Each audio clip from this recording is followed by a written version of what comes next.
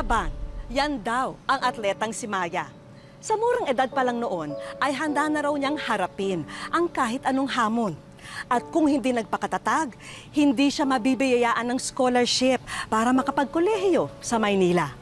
Ginamit niya ang husay sa arnis para gawing susi sa katuparan ng kanyang mga pangarap. Pero bago makamit ito, marami pa siyang makakasagupang mga pagsubok. Magandang hapon po mga kapuso, ako po si Vicky Morales at ito ang Wish Ko Lang. Girls. Di ba siya yun? Bes, di ba yan yung makakalaban mo sa finals?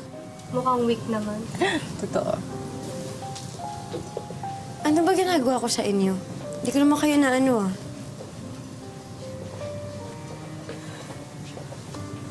Anong wala? Sali ka ng sali sa mga tournament. Eh, ang papangit naman ng uniform mo. Hindi naman yung uniform yung importante dun, di ba? Kailangan ko kasi yun sa scholarship ko. Ah, so wala kang pambayad. Alam mo ba kung anong ginagawa sa mga walang pambayad dito? Pinapatanggal sa school. Wala naman akong ginagawa sa inyo. Girls, hayaan niyo na siya. I'm sure magkikita pa tayo ulit sa tournament. At sisiguraduhin kong pababagsakin kita.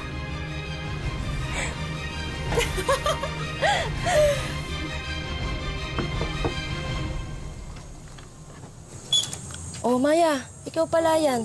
Sandali lang ha, bibigay ko yung mga labahid mo. Oh, ito. Okay po.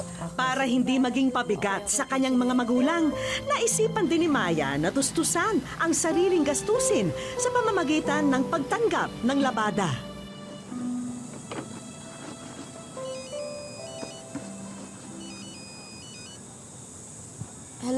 Hello, Nay. Oh, kamusta po si Bunso? O eto, okay naman. Magpapacheck up kami bukas sa center. Ikaw, kumusta ka na? Anak, bakit parang sinisipon ka? Nay, wala to. Pagod lang. Kayo, kamusta? O eto, okay naman kami. Huwag mo kaming alalahanin. Ikaw nga ang iniisip ko dyan eh. Paano? Ano bang ginagawa mo? Umaga, nag-iensayo ka. Tapos mag-aaral ka pa. Sa gabi, maglalaba ka pa. Eh baka naman napapabayaan mo na ang sarili mo. Alagaan mo naman ang sarili mo, anak. Nay, huwag niyo ako alalahanin, ha? Huwag niyo ako alalahanin para hindi niyo na ako padadala ng pera dito. Lalo pa ngayon. Maladagdagan yung pamilya natin. Hello? Hello, anak?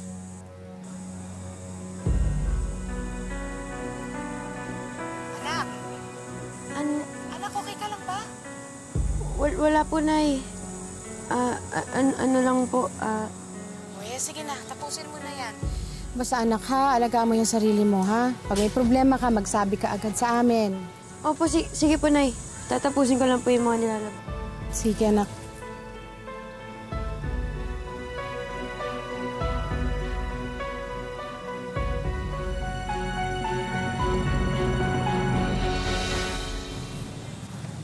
Sigurado ka bang ayaw mo kong maghatid sa'yo mamaya? Ano ka ba, Edong? Kaya ko na to. Mamasada ka na lang. Sayang yung kikitain. Sige na. Ako nang bahala dito, ha? Pare, hinay-hinay lang sa pagpapatakbo ha. Buntis si Mrs. Ha? Okay, pare. Sige na. Ingat ka. Mag-ingat Sige ako. Sige. Laki. Ingat ka ha.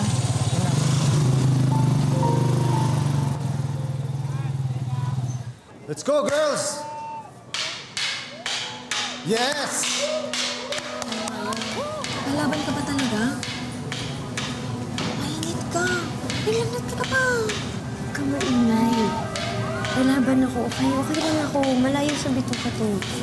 Napagod lang ako sa kalaba ko kahapon. Fight lang.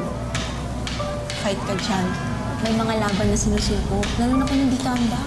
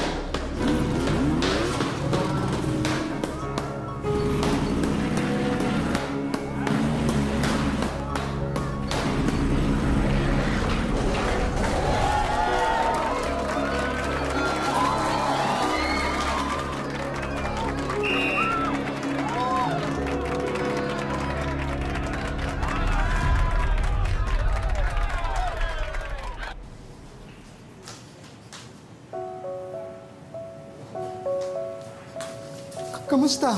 Kamusta anak natin? Salamat sa Diyos at ligtas siya. Ligtas ang bunso natin. Sa susunod, din ko napapayagang lumabas ka mag-isa. Salamat at pareho kayong ligtas. Nakaligtas man sa sakuna ang ina ni Maya at ang batang nasa sinapupunan nito.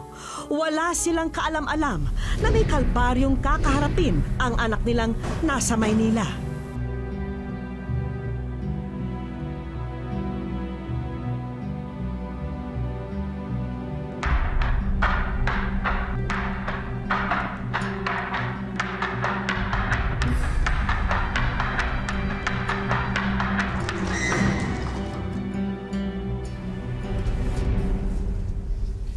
Dok,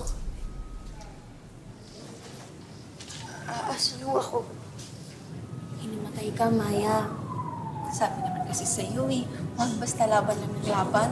Ayan tuloy. Dapat sinabi mo sa akin na may lagnat ka pala.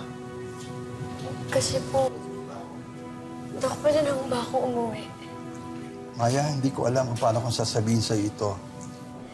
Base sa medical test mo, meron kang stage 4 acute myelogenous leukemia.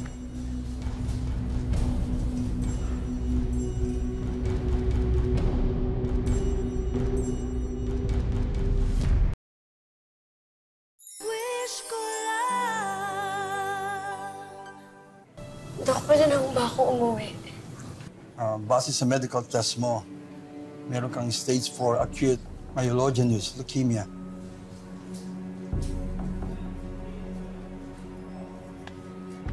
Ang leukemia ay isang uri ng cancer sa dugo. At yung nararanasan mong pagdurugo sa iyong ilong, acute na ito, Maya. Ang ibig ko sabihin, kung hindi ito maaagapan ng treatment, maaring ikamatay mo ito. Kaya naman ay makaapekto sa iyong vital organs. Hindi inaasahan ni Maya na ang kanyang mga nararamdaman ay sintomas na pala ng leukemia.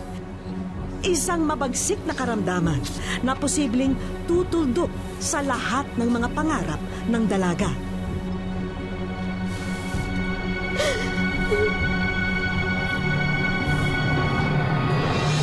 Dahil sa kanyang iniindang karamdaman, nagpasya si Maya na umuwi sa mga magulang niya sa probinsya. Tila hudyat ito ng kanyang pagsuko sa sakit na mahirap labanan. Anak, ano ba naman kasi nangyari sa'yo, ha? Pinabayaan mo yata sa sarili mo. Pasensya na. Pero huwag ka mag-alala, anak, ha? Aalagaan ka namin ng tatay mo, hindi ba? Oh, nandito kami. Nandito kami, ha? Alagaan ka namin.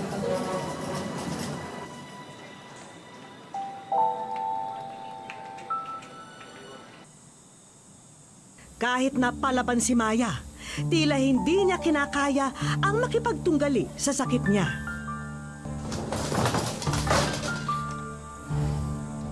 Maya? Maya? Oh, ano ginagawa mo dyan?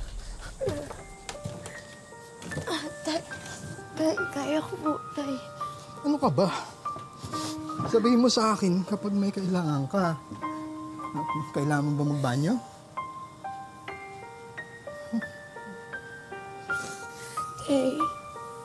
Tay, pasensya na ho kayo, ha? Hindi naman ho ito yung plano ko.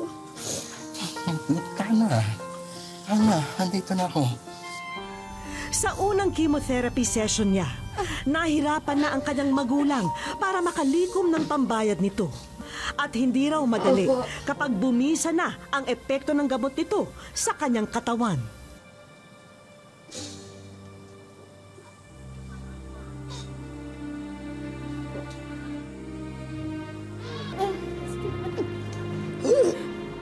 Sige lang, anak.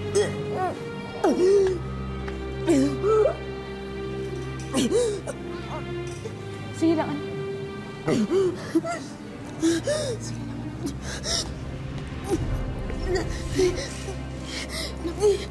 Anak.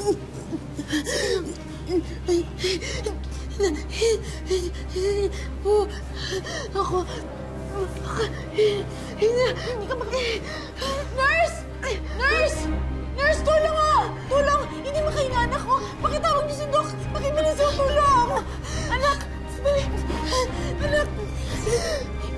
ka lang namin.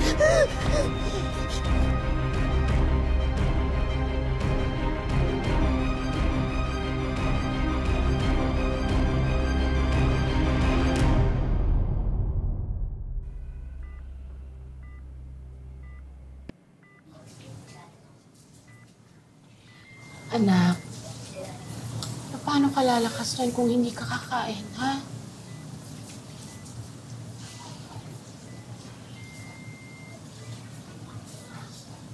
Maya naman. Kami din nahihirapan dyan sa kalagayan mo. Sa tingin mo ba madali ito para sa amin?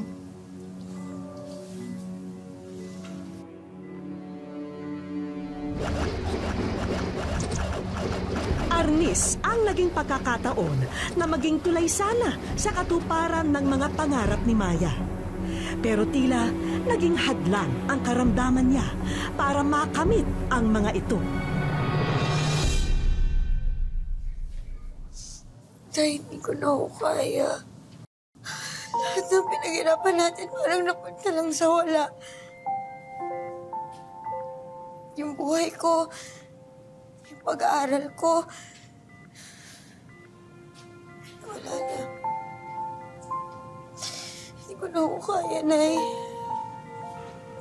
Hindi ko na ako talaga kaya. Ayoko na. Maya, anak, huwag kang susuko. Lalaban tayo, ha? Lalaban tayo.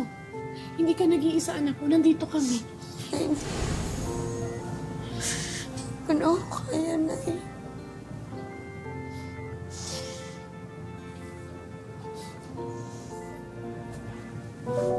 Kasusuko. Hanggang sa isang araw, napatunayan ni Maya na kung minsan sa pinakamadilim na kabanata ng ating buhay ay may munting liwanag tayong masisilayan.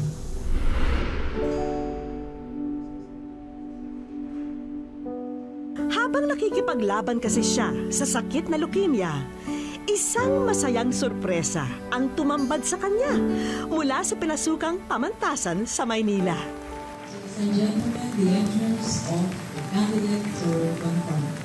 Nito lamang March 14, 2017, isinagawa ang graduation rites ni Maya sa ospital na dinaluhan ng kanyang coach, mga guro at presidente ng kanilang pamantasan. Mula Maynila ay lumipat pa sila sa Cagayan de Oro. Kaya pakiramdam niya'y hindi na baliwala ang 4 na taong ginugol niya sa pag-aaral ng kursong BS Physical Education. Unang-una ko pong nakita yung coach ko sa pintuan, tapos nakikita ko po yung mga teachers ko, yung president namin sa school na nakatoga. Sabi ko, eto na nga ba, sabi, ayun po, naiyak po ako sobra. Hindi ko po talaga ina-expect na makakagraduate kahit na may sakit ako.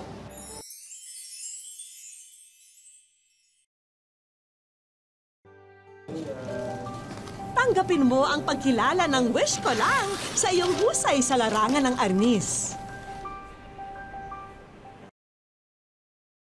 Wish ko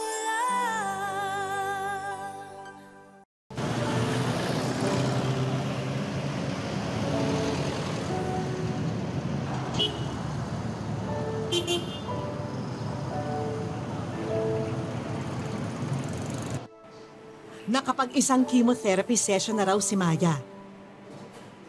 At bawat araw daw na dumarating, isang malaking laban para sa dalagitang atleta. 4 months na po, nilalabanan ko yung sakit ko, tapos feeling positive pa din po. Feeling ko nga po magaling na ako. Yun po yung laging iniisip ko. Yun po yung pinagpipray ko kay God na, Lord, sana gumaling na ako bukas. Kasi ayoko po mag-suffer ng 1 year. Kung pwede po, mga ilang months lang po, gumaling na ako. Ganun pa man, hindi lingid kay Maya at sa kanyang pamilya na hindi na mura at madaling gamutin ang dumapong sakit sa kanya. Taxi driver ang kanyang ama habang labandera naman ang kanyang ina. Acute myelogenous leukemia, AML, cancer po sa dugo. Parang doubted po ako sa sarili ko kung gagaling ba ako. Siyempre, parang bumagsak po yung yung mundo ko. Sa una-una, masigla tayo, pero hindi natin ina-expect may nakatagong sakit na pala sa loob natin. Yun po, sobrang hirap. Kasi nag-OJT pa lang ako, tapos iniisip ko, paano na yun? Hindi ko na matatapos yung OJT ko, yung time namin na kailangang i-achieve sa OJT. Wala na.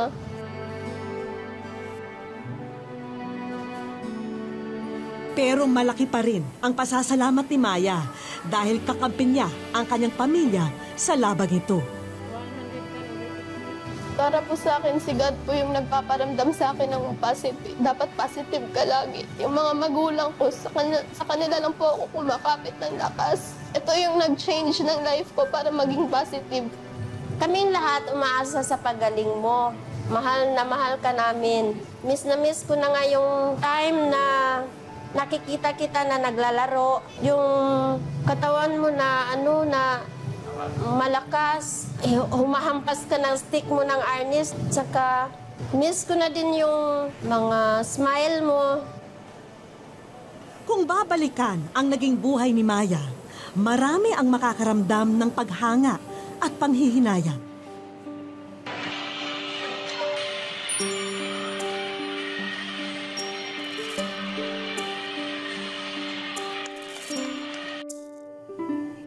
Kaya naman sa aming pagdating sa buhay niya at ng kanyang pamilya, sisiguraduhin naming mabubuhay ang pag-asa sa puso ng dalagita.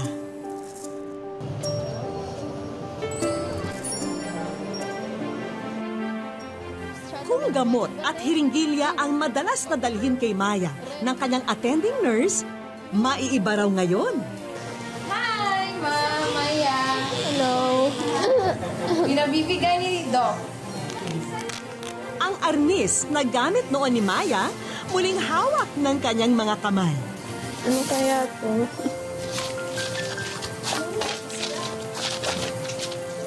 Laban lang, Maya. Sa likod mo ang wish ko lang. Thank you po, GMA7, sa wish ko lang. Maraming salamat po sa binigay niyong sorpresa po para sa akin. At hindi lang po para sa akin, para din po sa pamilya ko. Ihanda mo ang sarili mo, Maya, dahil kakaibang medalya at tropeyo ang ihahanda namin para sa iyo. Dahil marami ang nakakamiss sa'yo simula nang bumalik ka na sa Cagayan de Oro, ito ang mga mensahe ng ilang taong malapit sa puso mo. Maraming taong nakahandang bumalikat. Hindi lang ikaw, sama-sama tayo sa panalangin, hindi lang sa laro. Kaya tuloy ang laban. Alam mo, miss na talaga kita. Hindi ko man masasabi sa'yo minsan na mahal kita verbally, pero through action, sana makikita mo ngayon na mga ginagawa namin is para sa'yo. Huwag mong kakalimutan mag-pray at pinapalakas namin yung loob mo kasi kahit malayo ka, mahal na mahal ka namin. Una-una po sa lahat, sobrang nakakagaan po ng loob. Tapos, nakalimutan ko talaga na may sakit ako. Grabe! Ito talaga yung pinapangarap ko. Kasi gusto ko talaga magtapos ng pag-aaral. Gusto ko pong magkaroon po kami ng sariling bahay. Wish ko Tanggapin mo ang pagkilala ng wish ko lang sa iyong husay sa larangan ng arnis. Iniiyakan ko po yung arnis kasi gusto ko maging champion. Pero hindi sa lahat ng panahon magiging champion ka. Para sa iyo rin ang 25,000 pesos na medical assistance at supplements para sa iyong pagpapagaling. Folic acid, vitamins. Round 1 pa lang yan ang mga regalo, Maya. Dahil meron pa tayong mga bisita na may magandang ibabalita sa iyo. Meron po akong sasabihin sa iyo. Huwag mo nang isipin yung bayaran sa hospital, pagpa-hospital. Dahil sagot na yan ang hospital. Pati yung chemo sessions mo, sagot na rin. Wow! Kasi ang Department of Health ay may program na medical assistance program. Kami ang nag-implement. So, kasali ka doon sa you are one of the beneficiaries. Wow, grabe. Thank you, ma'am. Thank you po talaga. Huwag kang mag-alala. Malaking tulong po talaga ni sobra. Salamat po talaga. Ang round 3 ng aming mga regalo ay tiyak na magpapasaya sa iyo, Maya, at sa iyong pamilya. Dahil may espesyal na regalo ang lungsod ng Cagayan de Oro para sa inyo. In our small way, gusto rin namin tumulong, Maya. Meron tayong ito yung check-in 5,000 para sa livelihood that's payable to you. And ito, may cash assistance na 10,000. I hope makakatulong to Maya. And then ako rin, tulong na rin ako on a personal basis. Bigyan rin kita ng 5,000. Pasensya ka na, no? But heartily given. And wow, alam ko, wish mo na magkaroon ng bahay for the family. So, ako'y natutuwa for the city and for the people of Cagayan de Oro City na maging part nitong wish ko lang. May unit ka na sa Calaanan. Ito yung Habitat for Humanity project. Grabe! Ito talaga yung pinapangarap ko. Kasi gusto ko talaga magtapos ng pag-aaral. Gusto ko pong magkaroon po kami ng sariling bahay kasi simula pagkabata, wala po talaga kaming bahay. Simula nung pinanganak ako, palipat-lipat po kami, nakikitira lang po. Tapos ito na po ngayon, ito na po yung pinapangarap ko. Hindi po hadlang yung sakit ko sa mga pangarap.